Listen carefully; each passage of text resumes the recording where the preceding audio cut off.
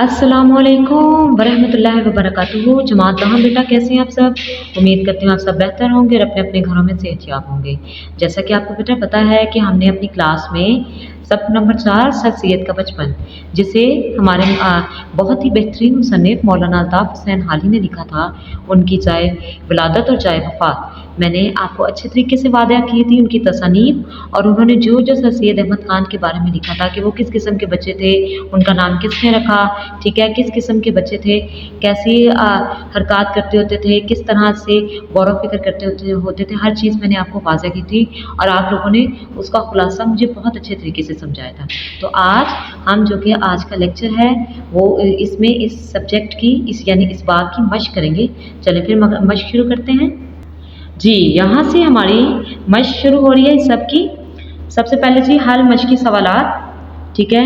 आज 6 जून इसकी आज की तारीख है और पीर का दिन है। चलें जी, सबसे पहले सवालात के जवाबात आपको वाज़े करती हूँ जी।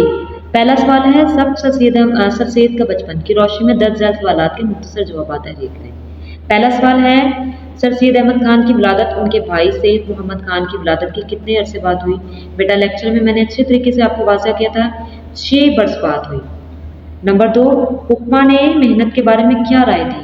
हुक्मा ने मेहनत के बारे में राय दी थी कि मेहनत से आदमी जो चाहे सो कर सकता है। सवाल नंबर हमारा 3 है सर सैयद अहमद ख़ान के मुँह बोले दादा कौन थे?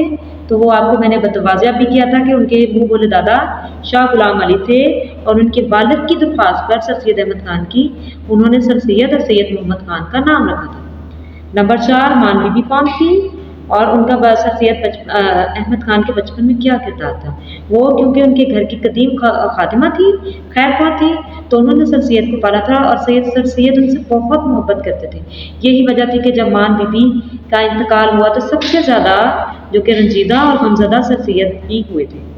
5वां सवाल है अपने बचपन और लड़कपन में सर सैयद अहमद ख़ान किस किस्म के खेल खेलते थे? तो बेटा ये अच्छे तरीके से मैंने आपको वाज़े किए हुए खेल कि ये किस किस्म के खेल खेलते होते थे, जैसे गेंद बल्ला, कबड्डी, गैटरियाँ, आँख मचोलियों और चेल चलो वगैरह खेलते थे। आखिरी सवाल है हमारा सर सैयद अहमद ख़ान को बादशाह के दरमियान में क्या इनाम मिला? सर सैयद अहमद ख़ान को बादशाह ने जौहरात की मामूली सी रकमें अपने हाथ से पहनाई।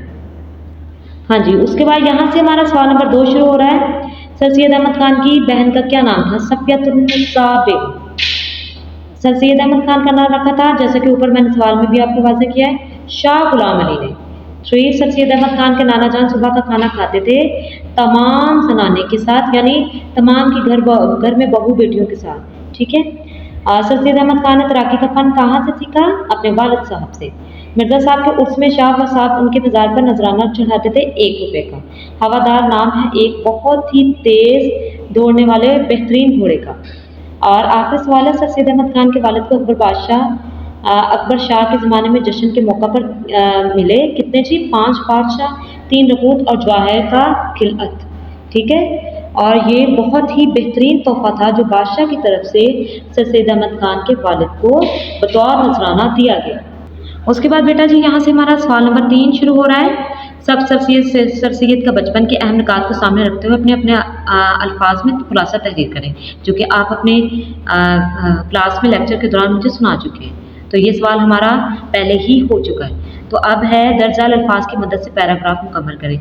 बेटा ये बात मैंने हर दफ़ा आपको वाज़े की है कि खाली जगह या पैराग्राफ वैसे तो पेपर में नहीं आते, लेकिन ये बतौर MCQs लाजमन आते हैं और चूँकि ये हमारी मशक का हिस्सा भी हैं तो हम इस सवाल को लाजमन करेंगे। ये आपको सवाल जो कि हैं अल्फाज दिए हुए हैं, आपने इस पैराग्राफ में इसको फिक्स करना है, यानी इसमें लिखना है। सर सैयद के बयान से मफहूम होता है कि इनके बचपन में जिस्मानी सेहत और फिजिकल काबिलियत के सिवा कोई ऐसी खसूसियत जिससे इनके बचपन को मामूली लड़कों के बचपन पर बेतकल्लुफ़ फौकियत दी जा सके नहीं पाई जाती थी।